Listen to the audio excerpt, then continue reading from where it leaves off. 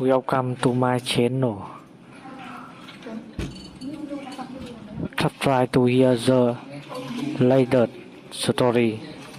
My boss fired me over a $220 tool purchase, saying, "You're a thief. You don't deserve honest money," after I kept the system running for 9 years. So I took my brutal revenge. Sup Reddit. So they fired me over a $220 tool calling me a thief, so I made them regret it. I, 31 male. And for nearly a decade, I was the reason NextCore Solutions didn't implode into a flaming heap of crashed databases and screaming clients. Not management, not leadership, just the guy in the server room making sure everything actually worked while everyone else took credit. I started there fresh out of college. Small operations back then, maybe 180 people, systems held together with hope and desperation.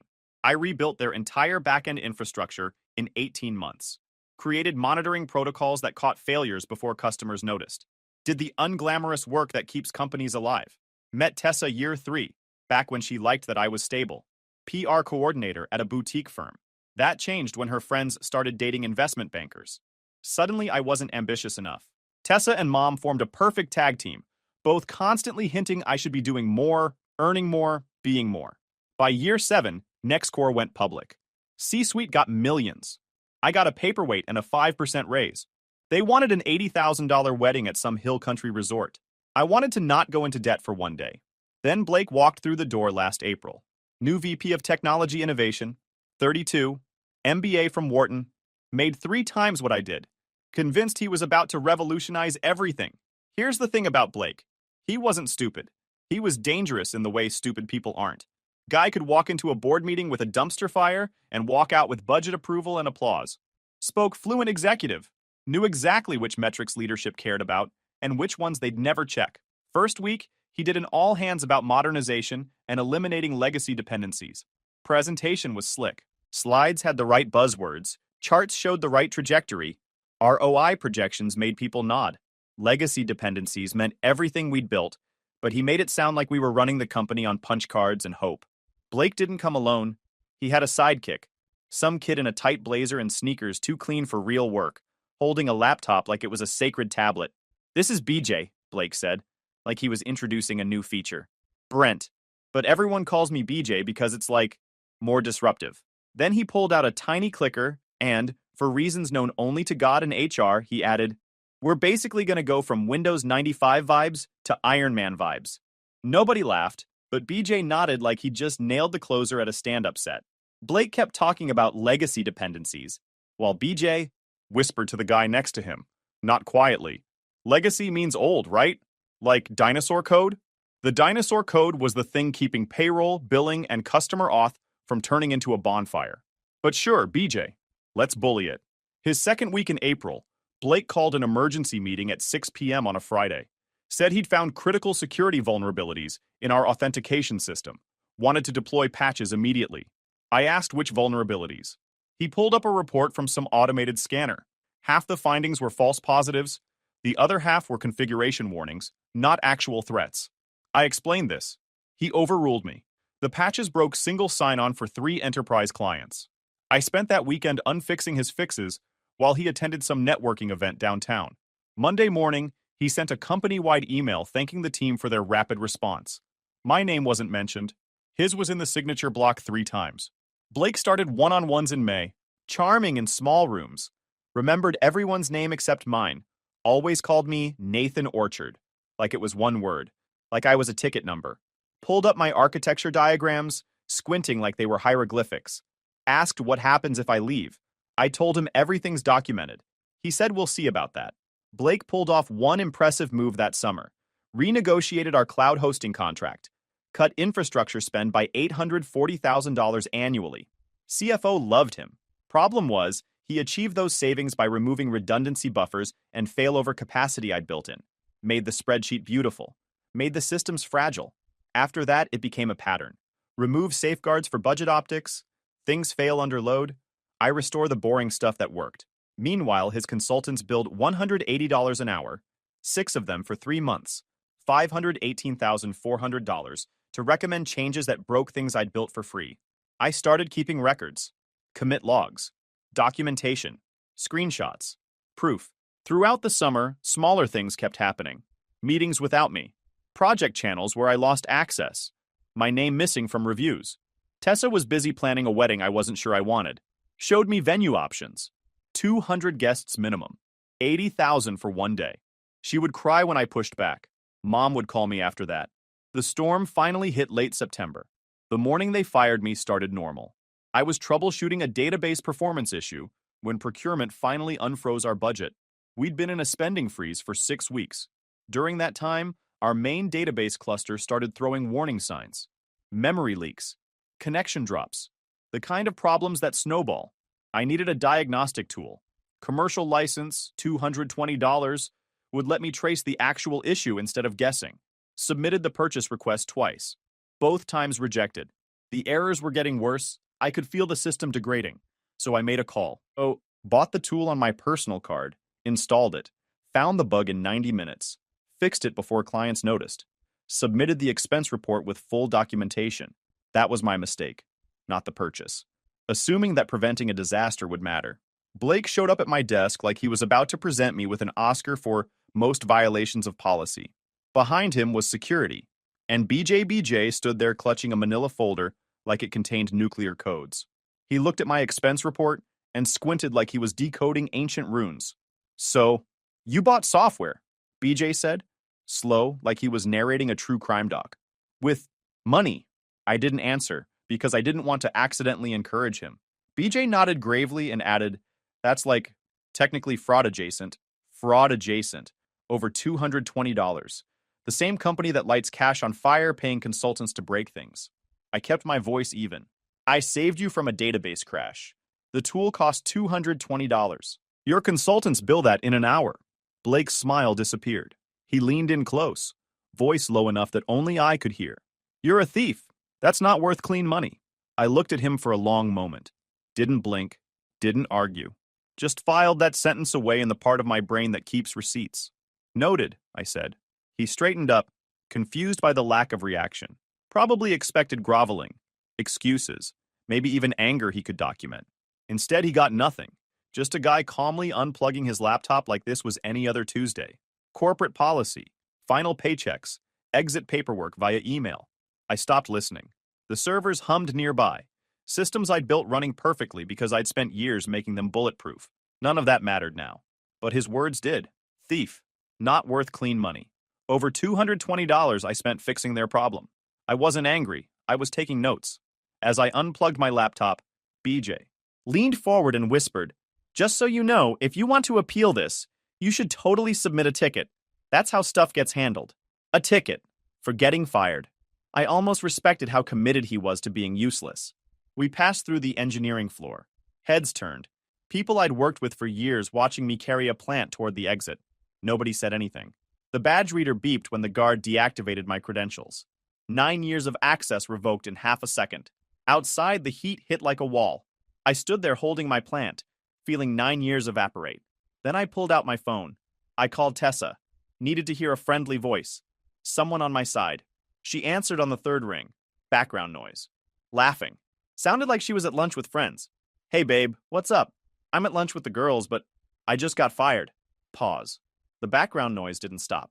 Just her voice cutting through it, suddenly careful. Wait, what? Why?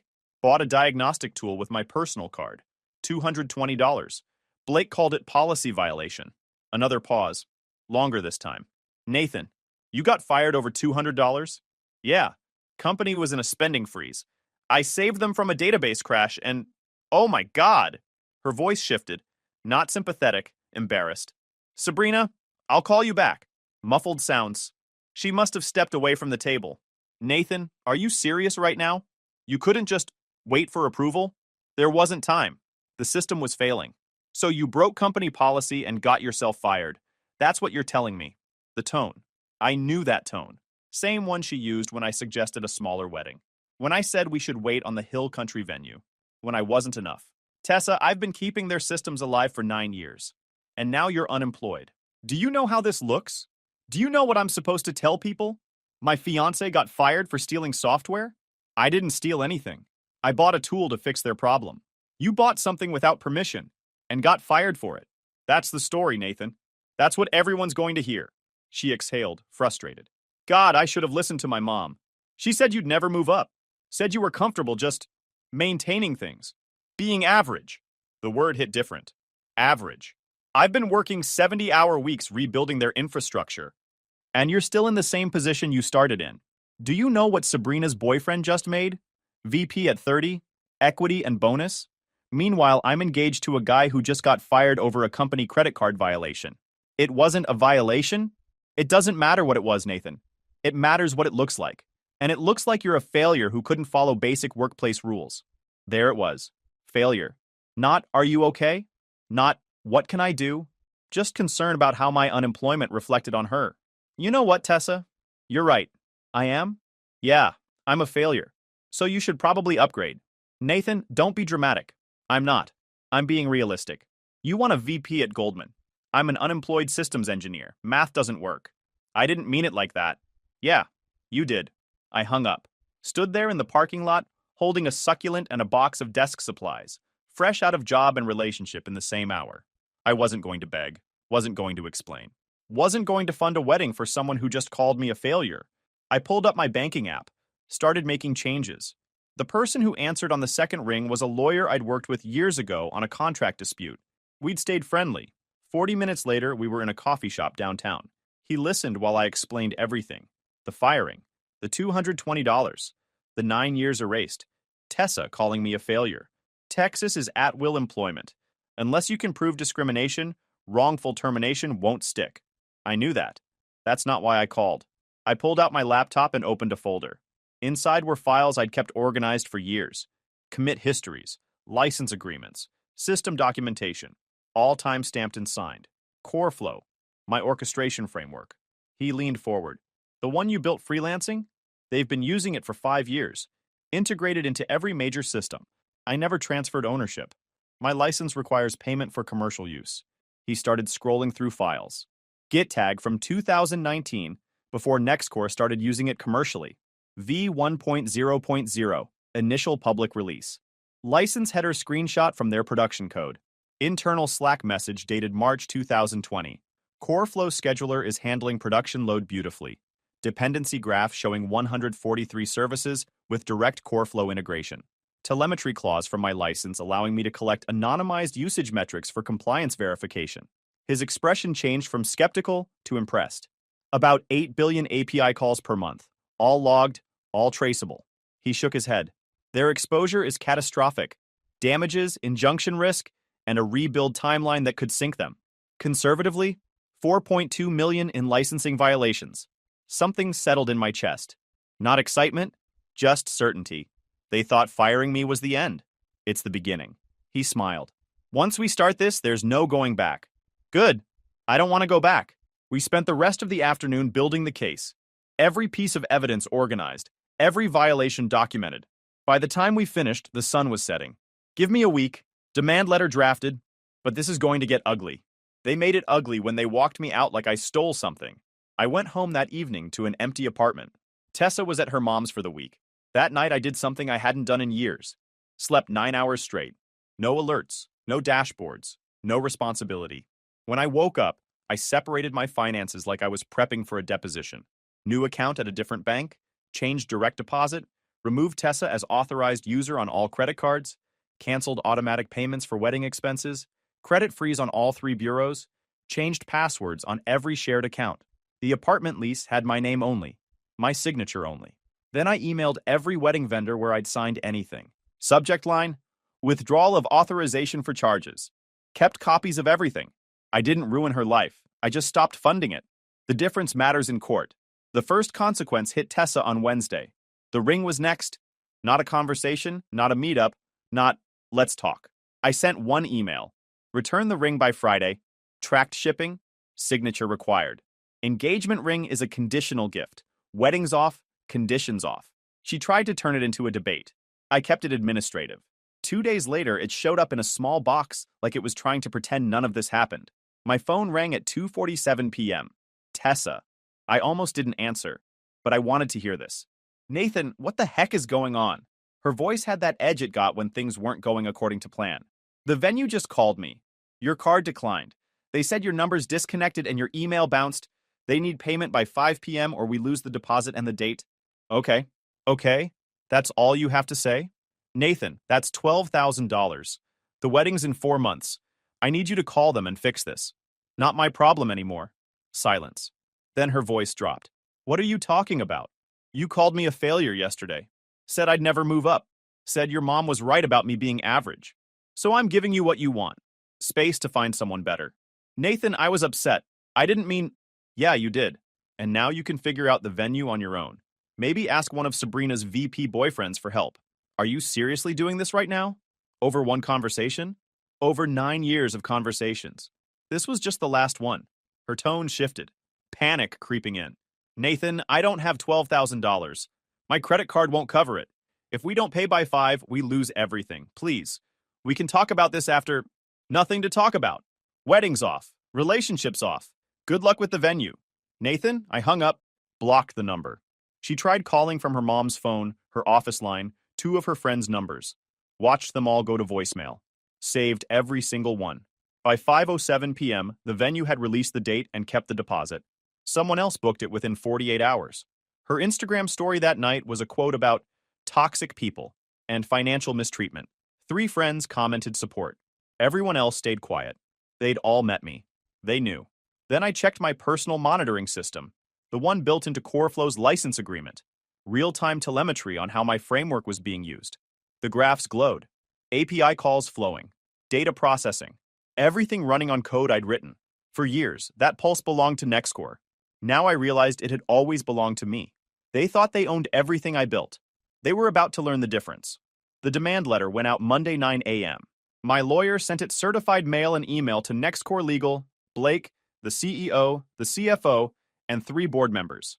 Subject: formal notice of commercial IP infringement and licensing violation. Litigation hold. My lawyer and I spent the previous Friday afternoon assembling the final case file. His office downtown, conference room with whiteboards, 3 monitors, and enough coffee to fuel a small army. The evidence was clean. Copyright registration from 2019, predating Nextcore's commercial use of the framework. Git repository with commit history, dating back to 2018. Public release announcement on Hacker News, archived. Dependency graph showing 143 services with direct CoreFlow integration, another 180 with indirect dependencies. Industry standard licensing rates, $180,000 to $400,000 annually for enterprises their size. CoreFlow's usage would have cost them $840,000 per year if they'd licensed it properly. 5 years of usage, 8 billion API calls monthly. Conservative estimate, $4. $2 million in licensing fees they should have paid. The demand letter was surgical. CoreFlow development history with GitHub timestamps predating their commercial adoption. My documented ownership through copyright registration. Their usage, 8 billion monthly API calls across 143 production services. Industry standard licensing calculation. The number, $4,217,840. Payment terms, 30 days from receipt. Wire transfer to escrow account. Failure to comply would result in federal copyright infringement lawsuit and injunctive relief to cease all CoreFlow usage immediately. By 10:30 a.m., my lawyer had received 4 calls from their counsel, all claiming work-for-hire doctrine. He sent the Git repository timestamps proving I built CoreFlow before Nextcore ever used it, the original public release announcement, and my copyright registration certificate. They went quiet. By noon, the letter had leaked internally. Engineers doing math. $4. $2 million was 12% of their annual infrastructure budget. The week after the demand letter, Nextcore's infrastructure started failing in predictable ways. Blake's consultants were still there, still modernizing. I watched through telemetry as they refactored code, removed redundancies, simplified architectures. Each change looked smart on its own. Together, they were dismantling the safeguards that kept everything stable. The first major incident hit on a Friday at 11:47 p.m. SEV0 declared. Database cluster experiencing cascade failure. Customer-facing dashboards returning errors. Transaction processing grinding to a halt. Junior engineer posted in the incident channel at 12:31 a.m. Does anyone know why this validation loop existed? We removed it during optimization sprint. She pasted a link to one of my old architecture documents explaining exactly why that loop prevented race conditions. Blake's response: we need an executive summary of the situation for the leadership update. The database was actively corrupting customer records, and this man wanted PowerPoint bullets. The outage lasted 3 hours. They finally rolled back the changes at 2:47 a.m., not because Blake approved it, but because their VP of Customer Success called the CEO directly after their biggest client threatened contract termination. SLA penalties from that night: $180,000 across 4 enterprise clients. Stock dipped 2% when markets opened Monday. Monday morning, all hands, Blake presented it as a learning opportunity. Didn't mention whose code they'd removed. Didn't mention whose documentation they'd ignored. Meanwhile, Nextcore's response to the demand letter came in waves. Phase 1. Denial. Wednesday afternoon, their general counsel sent 8 pages explaining why my claim had no merit. Work-for-hire doctrine. Employment agreement clauses. Company policy. Confident tone throughout. My lawyer responded in 2 pages. Copyright registration predating commercial use. Public release history. Git timestamps. Federal law superseding corporate policy. They went quiet for 3 days. Phase 2. Indirect pressure. Friday evening, Tessa called. Left a voicemail. Someone from Nextcore HR had reached out to her through LinkedIn, just checking in on how I was doing. Real concerned citizen energy. I forwarded the voicemail to my lawyer. He added it to the evidence file under intimidation tactics. A former colleague texted saying he'd heard through the grapevine that I was making trouble, and it might affect my reputation. I asked who told him that. He went silent.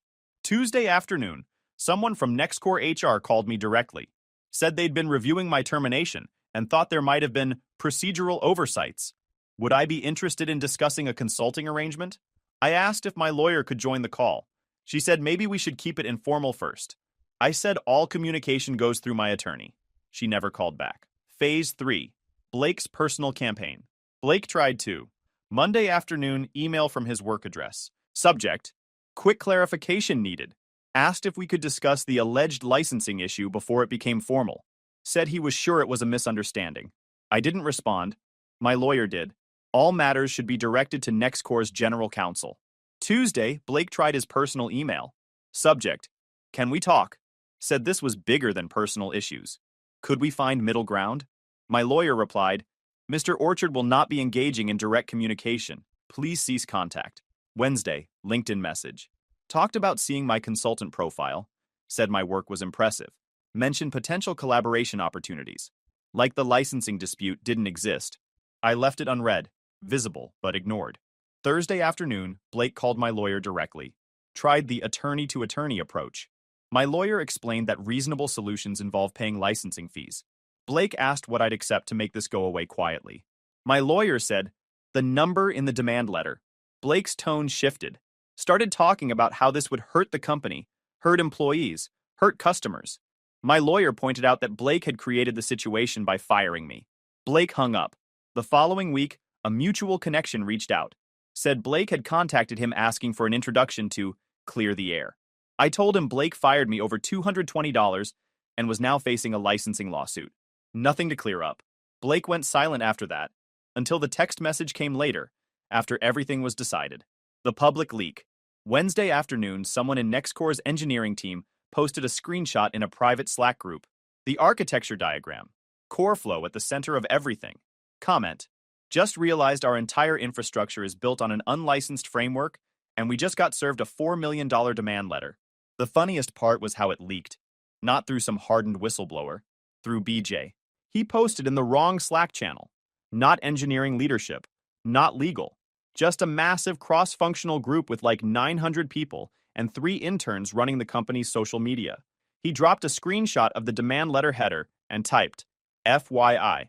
We might need to pivot away from CoreFlow. It's like a licensing thing. But don't worry, legal is aligned. Legal is aligned is what people say right before disaster eats the building. Within minutes, someone replied, BJ, delete this. Someone else. BJ, what is CoreFlow? Someone else. BJ, why is there a $4.2 million number in this screenshot? BJ responded, oops, wrong channel, LOL. That LOL cost the company 6% of its stock value by the end of the week. That screenshot made it to a back-end engineering Discord server by Thursday morning. 20,000 members. Comments ranged from holy crap to detailed technical breakdowns. Friday, a small industry newsletter called DevOps Weekly mentioned it. One paragraph. No names, just Unnamed tech company facing licensing dispute over critical infrastructure framework. The following Monday, a mid-tier tech blog picked it up. NextCore Solutions infrastructure crisis, unlicensed software at core of platform. Stock dropped 6% that day. Wednesday, the bigger outlets noticed.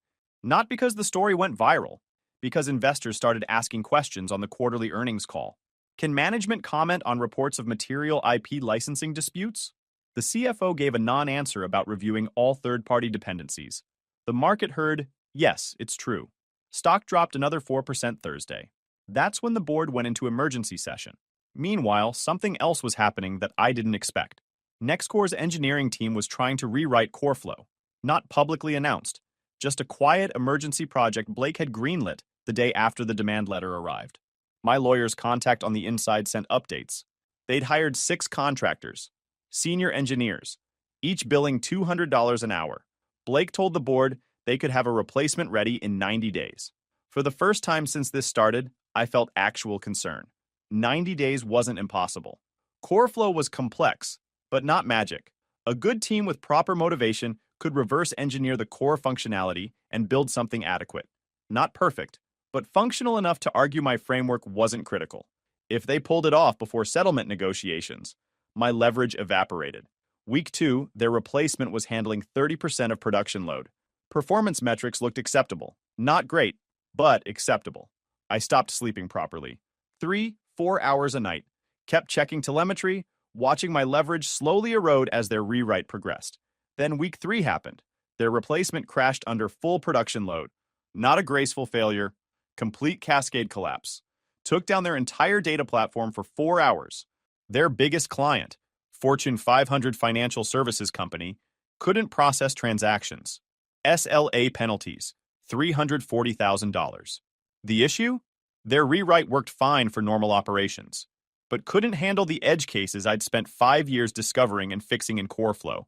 The boring, invisible stuff that only matters when everything goes wrong. Their lead contractor quit the next day. 3 others followed. The rewrite project died. My lawyer got the update from his inside contact and called me immediately. They're done. The replacement failed and they're out of time. Settlement negotiations are starting tomorrow. I slept 8 hours that night. First time in weeks. Friday morning, NextCore's board held an emergency session. My lawyer had a contact inside who fed him details. The numbers were bad. $4.2 million demand, but real exposure closer to $40 million in lost revenue if they had to rebuild from scratch. 18 months minimum. And if this went to trial, statutory damages could hit $21 million plus legal fees. Someone finally asked the question that mattered. Whose decision was it to fire the person who owns this framework? All eyes turned to Blake. He tried deflecting, said the termination was standard policy, said he'd inherited infrastructure problems. The board chair cut through it.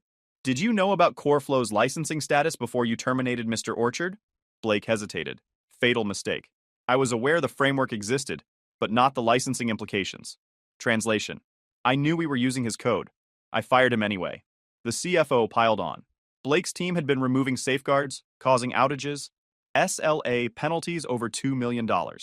Stock decline. Customer complaints. Someone said it plainly. We fired the only person who understood our infrastructure and now owe him $4.2 million. Do I have that right? General counsel confirmed. Blake was placed on administrative leave that morning. Discovery preparation later surfaced the key email. Blake to the CEO 3 weeks before my firing. They needed to reduce headcount. I'd been there forever, salary too high, not adapting to new direction. CEO responded that I was reliable, though. Systems never break. Blake's reply, anyone can maintain working systems. We need innovators, not caretakers. Anyone can maintain working systems. That sentence alone was worth $4.2 million. By this point, 4 senior engineers had quit. Tech blogs were running Exodus stories. Their outside counsel didn't call to negotiate anymore.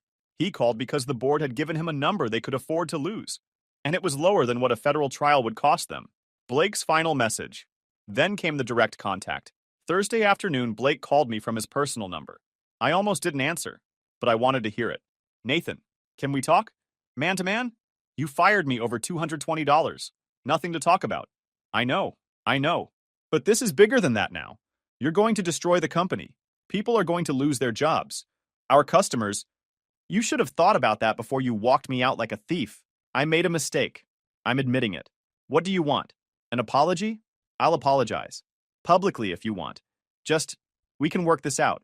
We can find a number that works for everyone. The number's in the demand letter. Nathan, come on. Be reasonable. $4 million? For software you built years ago? You're better than this. That's when I heard it. Not remorse. Fear. He wasn't apologizing for what he did. He was scared of what I was doing. I kept your systems running for 9 years. You called me a thief. Said my work wasn't worth clean money. Now you're begging. I never said... You did. You just didn't say it out loud. Anyone can maintain working systems, right? That's what you told the CEO. Silence on the line. Have your lawyers call my lawyer. I hung up. Blocked the number. Blake's employment was terminated October 31st. Press release cited strategic realignment of technology leadership. No severance beyond contractually obligated minimum. Board vote was unanimous. My lawyer texted me the update November 1st. He's gone. They timed it for the earnings call. Very corporate. I was hiking when I got the message.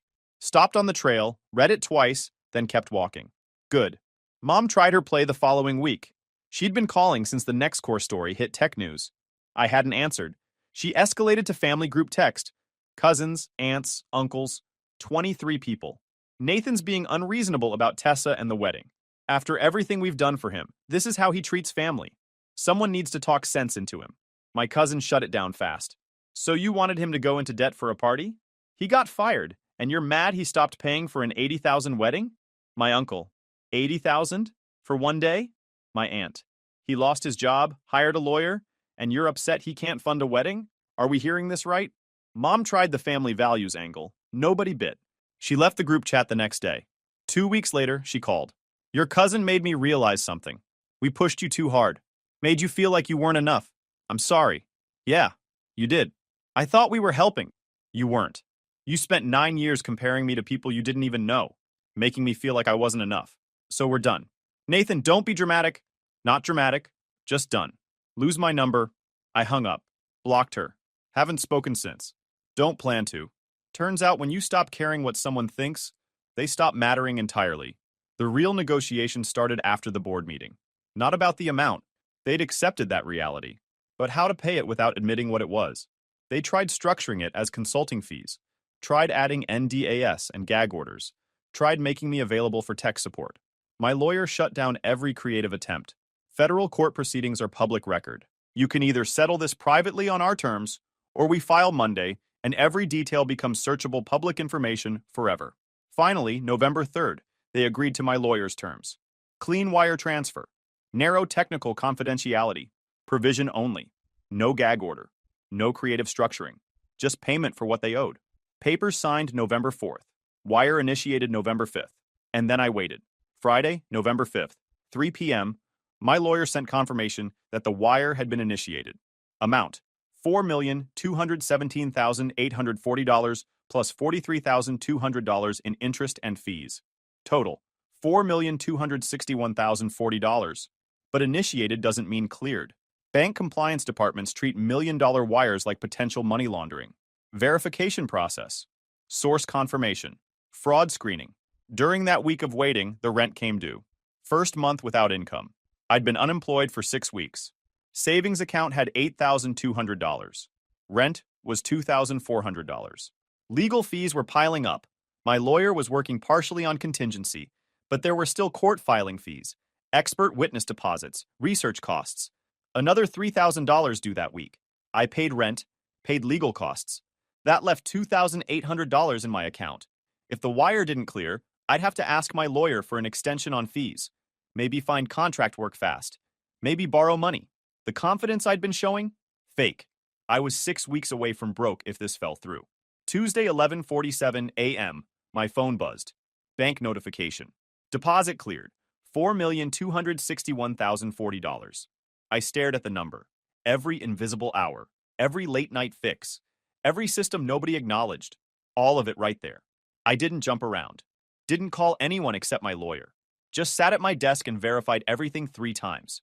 Called the bank's fraud department. Confirmed the wire was legitimate, not a reversal risk, fully cleared.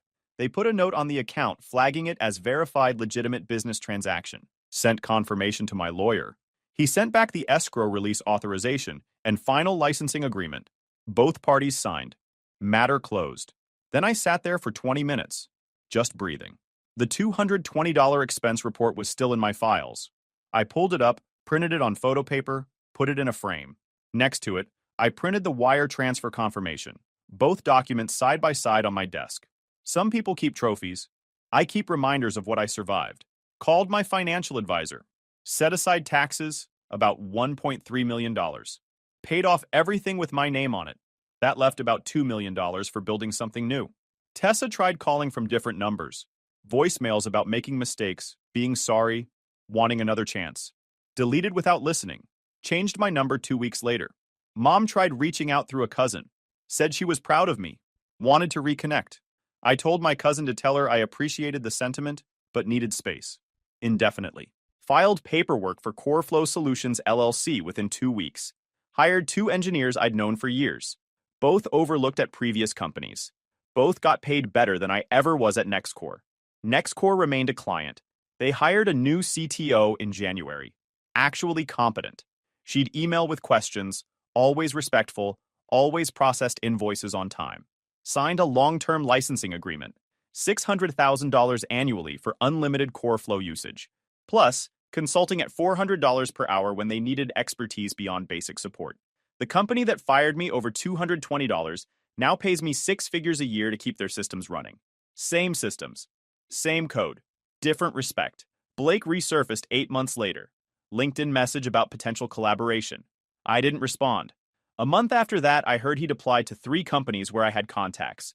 Each one asked for references. I confirmed his employment dates and declined to elaborate. They drew their own conclusions. One afternoon, a young engineer called. Voice shaking. Kid named Kyle. Said they just fired him for buying a monitoring tool. $180. Found my story online. He asked if I was scared when I started. No, I was tired of being scared. There's a difference. Kyle works for me now. Getting fired was the best thing that happened, not because of money or revenge, because it forced me to value my work properly. If you enjoyed this video, please hit that subscribe button. It really helps the channel and help us bring you more and better stories. Thanks.